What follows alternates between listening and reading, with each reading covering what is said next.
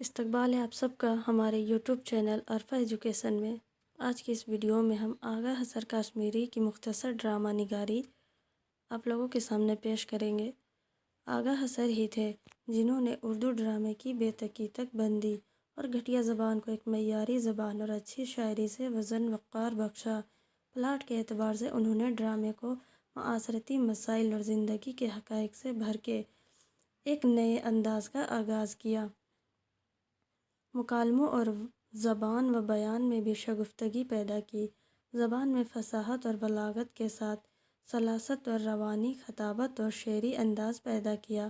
انہوں نے اصل قصہ کے ساتھ ایک ذیلی مزاحیہ قصہ بھی شروع کیا جس نے ڈرامے کے فن کو نقصان پہنچایا، لیکن تجارتی نقطہ نظر سے یہ ضروری تھا۔ جہاں تک حسر کے کرداروں کا سوال ہے، وہ متحرک اور فعال ہیں، ان میں زندگی بھی ہے اور ان میں تنوع بھی پایا جاتا ہے۔ یہ اور بات ہے کہ ان کی مثالیت پسندی کرداروں کو نقصان پہنچاتی ہے۔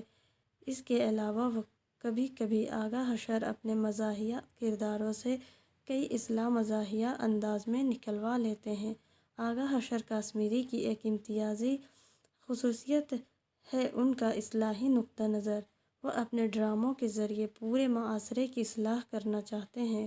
ان کے افسانوں میں عورت یا تو وفادار شیار بیوی کی شکل میں یا طوائف کے روپ میں نظر آتی ہے۔ ان کے یہاں ماں اور بہن کے کردار نہیں ملتے، نہ ہی گھر کا بسا کھلکھلاتا ماحول ہی ملتا ہے۔